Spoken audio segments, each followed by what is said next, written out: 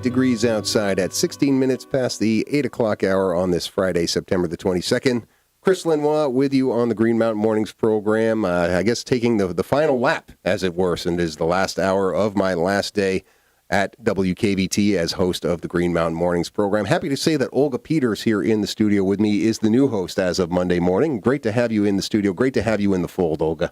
Thank you, Chris. Great to be here. And, of course, a lot of people know Olga through her writing for The Commons, your reader-supported independent news and views source for Windham County. And this is the time of the morning when we get together with members of their staff. And really appreciate seeing Randy Holhut in here. Randy, it was intentional to have you in here as my last guest on the program. And that was a very cool thing to have happen. Well, as I've said many times, both on the air and off the air, but Randy and I go way, way back when I got my start in media. Writing as a stringer for the Brattleboro Reformer, and you coming to this community to write for the Reformer. Yes. Yeah, way back in the day. We won't talk about how far along that was, but Warren Zevon was still putting out good records, right? 28 years ago. 28 years ago, and so great coming back to the community and getting to reconnect with you in such a meaningful way. Also want to thank Brattleboro Savings and Loan for the partnership we have with Brattleboro Community Television to document these conversations we have with members of the local media, and that is because Brattleboro Savings and Loan is an ultra-local sponsor of BCTV programming.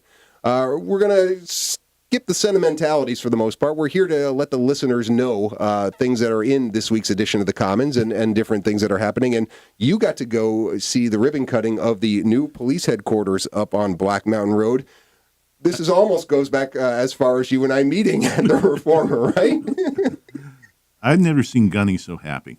Gunny was absolutely off the charts, 11 on a scale of 10 happy.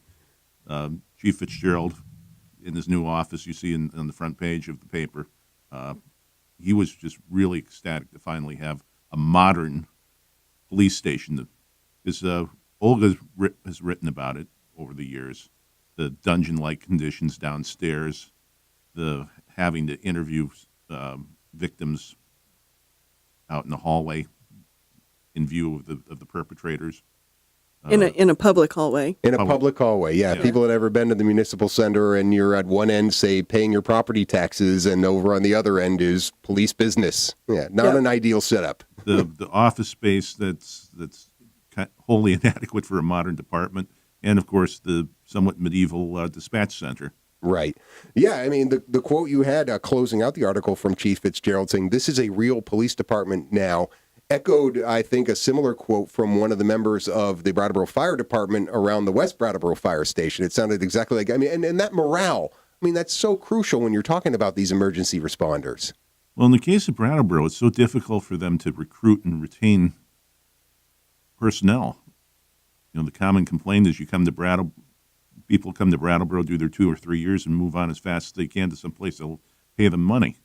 And if you're not going to pay them a competitive wage with other departments, at least give the officers a safe place to work where they're not having to go into a locker room to change up for their shift that's covered with mold, or if they're for the female officers, a kind of curtain. Right. It wasn't even that. They did the best they could, but it was lockers set up to create like a little cubby hole, so they would have some privacy. I know I saw Captain Kerrigan tweet out a picture of them working out in a nice space and feeling like, wow, we can right here on the premises of the headquarters do some training, do some exercise, stay in shape, do the things we need to do to be effective law enforcement officers. It had to be strange, Randy, to go to this as a former staffer for the Brattleboro Reformer into this building. Absolutely wiped out. Every vestige of that building completely gone, save for the front entrance. Yeah? Wow. So it didn't even feel like the old Reformer offices. Gone. You couldn't tell where anything was. They were serious. Martin Langveld, who was working for Eagle Publishing at the time, the original building was built in 1981, that was in there, and they just could not believe that there was nothing left. They gutted the whole thing and built from scratch. So and the new reformer space on the other side of the building, which was an addition built in the late 90s when they bought the Town Crier Media News Group. That's where the reformer newsroom is now, and it's about half the space of what that was, and kind of sad seeing that. Yeah, but I mean, evolving. I mean, back in the day, they were actually printing the paper at that location, right? And the room was full. Yeah, and the room both was sides full. of the room were filled. Yeah, I can remember coming in there after covering a game, and it's just like, what you'd see in a Lou Grant episode. I'm dating myself there, or the season 5 of The Wire maybe is a more contemporary, where it was like this whole newsroom and everything just a buzzing. Well, and maybe stuff not like season 5 of The Wire, because at least we weren't dying yet. That's true at that different time, but certainly nice to see that building get repurposed in this way. Everything that they think they're going to be able to do as far as response times everywhere from that Black Mountain Road location seem to be improving the law enforcement services in this community, not taking away. Yes, it is a tax burden on us property taxes paying here, but really, obviously, since that initial confrontation, I guess is the best word for it, between members of the town and especially within the representative town meeting body, and some people who wanted it, some people who didn't want to pay for it. I didn't say they didn't want it, they just didn't want to pay for it, notice. By and large, that whole argument seems to have dissipated, and it seems to be everybody's kind of on board with this and dealing with it. Well, since it's Brattleboro, you can count on the same people, I can almost name them, that will complain about every project, no matter what it is and what it costs. And the reality was this building was needed for 30 years, maybe 40 years.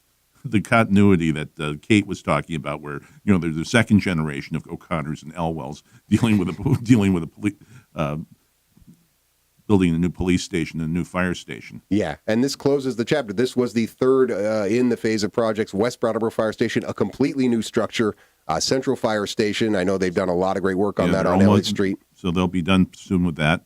And the new station on Black Mountain Road, which is a modern police department. It looks an awful lot like the new police barracks up in Westminster that the state police has. And actually, from what Gunny was saying, they went around to all the new police stations that were built in the last few years, took notes and talked with their architects and said, okay, we can do this maybe, but can you do it for this price? Right. Nice. So great news all the way around. For the town of Brattleboro, Randy Holhut covering that for the Commons this week. Free on stands on Wednesday, online at commonsnews.org. We'll get to some of the other stories found in the Commons after the bottom of the hour news break, as well as the Morning Almanac with Arlo Mudgett, which is brought to you on Fridays by the MetLife Premier Client Group, serving the customers of Southern Vermont and Southern New Hampshire for over 18 years. You can get a free consultation by calling Scott Gordon Macy of the MetLife Premier Client Group. sdgmacy.metlife.com is the online address. 58 degrees outside at 23 minutes before the 9 o'clock hour. Chris Lenois back with you on the Green Mtn Mornings program. Randy Holhut here in the studio with me. We forgot to do a very important thing in that last segment, Randy. Hello, everyone. Hi, Joyce. Hi, Joyce. Thanks for tuning in. We called to make sure that she was tuned in this morning, so appreciate that. And appreciate Olga Peters being here as well, kind of learning on the fly about this job before she takes over driving the ship next Monday. Trial by fire. Trial by fire. There's really no other way. No other way to really. do this than to do it live. And you drove us. We steered clear of all the icebergs in the 6 o'clock hour. Pretty much. We hit a little one with potting up some music at one point. I hit the wrong start button, but that was before you were the caffeine had fully kicked in, though. So that's what we'll say. That's the story. Hour, that's the beta test, indeed. Good to have you here, especially because of your affiliation with the Commons and all the news that they bring us each and every week. Free on stands every Wednesday, online at commonsnews.org. My last chance to mention that I am a member of the Commons family, and I believe in the mission that you all do at the paper, Randy, and so happy to support it financially. It is a reader-supported paper, and commonsnews.org. You can go there anytime and make a contribution. And it's always appreciated. And always appreciated with the great work that you do and great stories. Mike Fair in the fold there, doing stuff for the Commons, as well as VT Digger and the Reformer. And this story, I'm really sorry when I had Mike on last week that this story about the decommissioning plan and a claim by a member of the Public Service Department in the state of Vermont, testifying apparently that he thinks that this decommissioning plan may include explosives. Well, when you're dealing with concrete buildings and taking them down, yeah. Blow 'em up. I guess that's what they meant by rubblization. I guess that is You what can't get more Right. rubbleized than a big boom.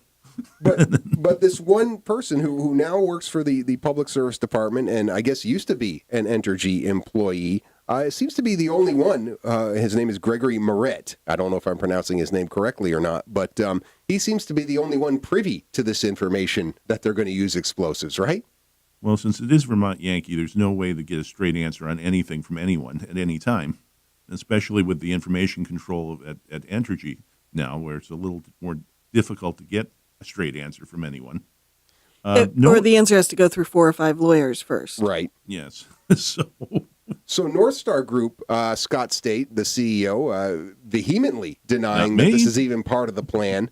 But what is even more curious is the federal regulator here, the Nuclear Regulatory Commission, not me. has no knowledge of this. Is it that level of kind of just like we're going to obfuscate on this, or what do we make of the root of this confusion here? I think it's confusion. We still have to untangle it a bit more. And of course,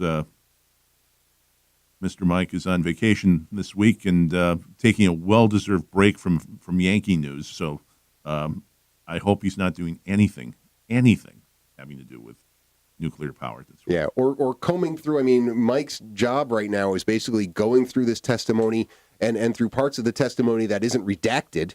And that's really part of the question here, too, is maybe this information is in some of the plans, but the North Star Group, Entergy, don't want to disclose a lot of this information as part of the evaluation process. So we're relying on somebody like Gregory Moret. And quite honestly, I mean, one thing, and this is just pure speculation, but you wonder about a former Entergy employee now working for the state, and does he have an axe to grind? Could be, and that's certainly not out of the realm of possibility, but it's, the conflicting stories about things happening at the plant, nothing new there. No, indeed. But obviously this is a pretty serious thing if they really are planning on blasting, because the building that Moret says they're planning on blasting would have contamination, nuclear radiation contamination in it. So I guess Vernon has to sign a nuclear test ban treaty with the rest of Windham County to control the spread of radiation if there's indeed a big boom. We'd have an easier time with North Korea, I think, than we would have with the town of Vernon on some of these issues. It'd be pretty close, right? Yeah. It'd be pretty close on some of those things. Mike, I'm assuming, going to continue to dig into this as best he can. But really, I don't see this having any sort of lasting impact on the evaluation process unless something really, really egregious comes out during the process where they're having these public hearings and where they're going through the evaluation, both on the state and federal level, to approve this sale. Because this is very much uncharted territory for the NRC as well as the Public Utility Commission, because no one's ever bought a dead nuclear power plant before. Right. And with an eye toward tearing it down or blowing it up. Right. But they have blown up buildings at other nuclear facilities. That's actually included in the story. The main Yankee plant, I think? Yeah. Yeah. But it didn't have the nuclear contamination, the potential nuclear contamination. You really don't want to do something like that. Yeah. But everything is pointing toward North Star pulling this deal off, because it's hard to argue with decommissioning that plant 40 years ahead of schedule. Right. And under budget. Right. And Vernon already given their thumbs up to the plan and probably whether they're going to blow up this building or not. But again, if people read Mike's story, they talk about some of those provisions that they would have to go through if they were going to do something like that. And so hopefully this isn't something that really raises to a serious level of alarm as they go through this process. There was a side story to this whole VY saga, Randy, that I wanted to get your thoughts on, particularly because after we had Mike on the show last week and we're talking about VY stuff, we had a phone call off the air about these weather stations up on Marlboro, the National Weather Service alerts. And Mike had mentioned he had written a story about it and explained to the caller off the air about this stuff, and then mentioned that you were somebody who was pretty knowledgeable about these weather service radios. You actually have one of these radios and are impacted by this decision. Well, mine's turned off, but because of the unfortunate thing with those weather alert radios that all the towns in the emergency planning zone issued to families upon request, is that the alarms would go off in the middle of the night for no particularly good reason. There's a windstorm in Canajoharie. Sound the alarm. And people can find this story on the county and region section of the paper. It's on the front there. But as far as not having this transmitter right now, this radio receiver on Ames Hill Road functional, is there a significant impact? I mean, we are in a storm season right now, and we obviously are vulnerable to this. Is there concerns there about the timing of this being down temporarily at this time of year? Well, it depends whether you use a weather alert radio, because the weather stations that are operated by the various National Weather Service offices. So in this case, Albany, New York covers Windham County. But the weird thing is, you go across the river to Hinsdale, they're covered by the Taunton office outside of Boston. So they're considered part of that. And if you go one county over, they're covered by Gray, Maine, which covers northern New England on that side, and then go up to Windsor County, and that's Burlington.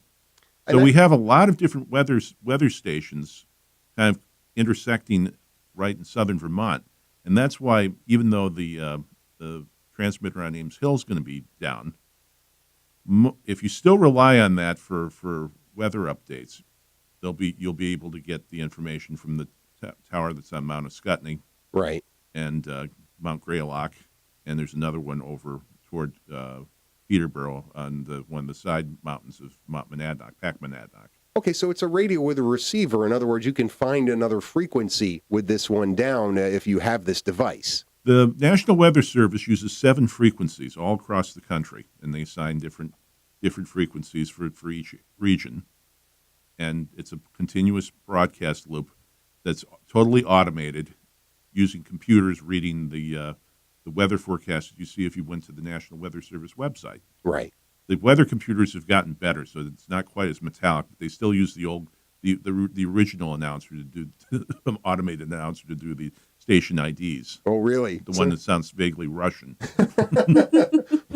What's going on there? But it's a very esoteric service. You can only hear it if you have a radio that has the weather band on it. Right. And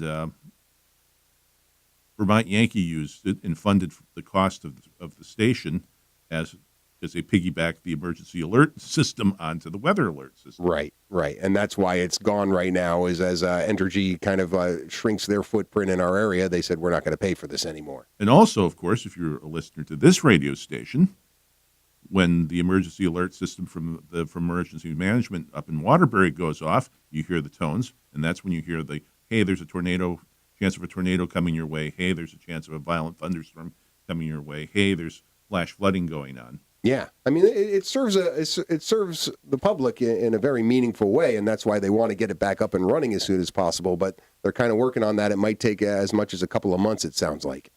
Well, it turned out that once Vermont Yankee stopped paying for the cost of the transmitter site, the Weather Service was having to pick up the tab. And the person that's renting the transmitter site wanted some more money, apparently. And so now they're looking at Leiden, Massachusetts, moving it across the border to be the accurate weather predictor for our area. Well, not the predictor, more like the transmitter of alerter. Information. So when the computerized voices read the forecasts, you can pick them up in Brattleboro. Yes, indeed. So or Halifax. Sure. I'm glad. I just, knowing I had you in the studio after that conversation off air with Mike, I said I'll get some really good nitty gritty details on this in a way that we couldn't otherwise. And so definitely not. Good to get that stuff from you. I wanted to jump back for a minute to the front page of this week's Commons and Wendy Levy's profile of Mel Motel, the new Community Justice Center executive director here, because. First of all, I know Mel a little bit from her time at the Root, and I obviously admire the work being done by that Community Justice Center. And this really sounds like the right person at exactly the right time. Yes. When she talks about the timing of the whole idea of a movement around restorative justice and the work they do here, it couldn't have been a better person to come in and really make sure that momentum stays. And her background being perfect for taking over the job and being more proactive. Yeah. I wonder, we obviously have a looming challenge on a national level around this idea of being more sympathetic to people who are coming out of incarceration. But we also locally here, and Olga and I have been talking a little bit about this on previous segments with panhandling and some of the pushback in our own community. And I know this will probably be a story from Wendy Levy in next week's edition of the Commons about the conversation that took place at the select board meeting around panhandling. We have a challenge here locally as well, probably for Mel Motel and the restorative justice community. Well, linking the two together probably not entirely accurate, since not everyone who's panhandling has some connection with the criminal justice system or will be soon to be part of the criminal justice system. Judging from the reporting I saw, the select board meeting from others, it was a pretty long debate again. Right. And plowing the same ground of the merchants saying, ooh, it's scaring the tourists away. They're hurting business, and it's scary to come downtown. And other people saying, hey, they're doing this to survive, most of these people. Yeah. You don't choose to. There are better ways to make a living than trying to beg for money. Right. Unless, of course, you work for public radio. Yeah, right. Then it's expected. Then it's expected, indeed. I think you're right that there is a distinction, but I don't think everybody makes that distinction when you're talking about that population, as well as the sympathy towards some of the circumstances that might put them in it. On the street, everyone looks like dirtbags, so yeah, and it's hard to differentiate sometimes. Yes, indeed. Always close out our conversations with Randy Holhut of the Commons, talking about the sports section of the Commons, and I want to talk about it for no other reason than this picture of Rachel Rooney that you took, and her ponytail fanned out. This is a fantastic photo, and this has to be one of those ones when you're looking at the roll, or maybe just the viewing screen on it right now, you're like, yeah, that's the one. Well, that was the one from that colliding with the goaltender for Mount Mansfield in that game, but it's also, I was hoping he'd use some stuff from the cross-country meet, and he didn't. Okay. Jeff picks the pictures, and now here's where, you're putting together a sports section, and you're putting it together for someone who knows absolutely nothing. And I say again, nothing. Nothing. And Jeff will admit about that. sports. Yeah. Yeah. Yes. Yeah. And he admits that, he is sports illiterate. So, you really have to kind of just make sure that you give him a picture that he can spot. Right. Mm-hmm. I mean, the picture the week before from the BF football game there. Right. Hard. Even the sports illiterate can notice that, hey, there's something going on here. Yeah. No, I think that's the way her ponytail is fanned out behind her, and I'm a fan. I loved watching Rachel Rooney on the basketball court last year. Great to see her on the varsity soccer team this year. Unfortunately, the Brattleboro soccer team, the one game I got to cover, they were facing a very difficult St. Johnsbury team. You were at the Mount Mansfield game, another tough team. Not going to be the easiest year for the soccer teams, but you mentioned the track, both Brattleboro and Bellows Falls, and that's the lead story of the sports section is how well the cross-country teams are looking. Yeah, and traditionally, those two programs are always seem to find runners for that, and they'll be certainly competitive in Thetford when the state meet comes up. Nice. And more competitive also, we're talking about the football teams, Bellows Falls and Brattleboro football teams having a tough start to the season. Is it just changeover, or they lose a lot of seniors last year, these two squads? Well, for Brattleboro, definitely. Yeah. I mean, Chapacheko, the coach of Brattleboro, knows that they're going to get hammered this year. Yeah. It's not going to. It ain't that pretty at all. Right. And they know that it's going to be a tough year, but in a couple of years they might be competitive. And for BF, they look very strong still, and it was just going up against their nemesis last Friday, Burn Burton. Okay. And even though there's no more Stall Cups there, they've still got some good players in Manchester. Right on. Right. Well, always people can follow along with the seasons of our local athletic teams in the high schools on the sports page of the Commons and online at commonsnews.org. Randy, always been great to talk to you all these years about stuff in the Commons and about stuff happening in the community. I'm looking forward to being on the other side of the radio and listening to you and Olga talk about it in the future. Well, I'm looking forward to Olga's taking over your chair. She's a great interviewer. She was a great colleague, and proud to have been associated with her growth as a reporter but she did a lot of it on her own, too. Yeah. Aw, a lot of thanks. natural talent there for sure. All right. commonsnews.org, the online home for your reader-supported independent news and views source for Windham County. We'll be back to wrap up this edition of the Green Mountain Mornings program right after these messages. And everybody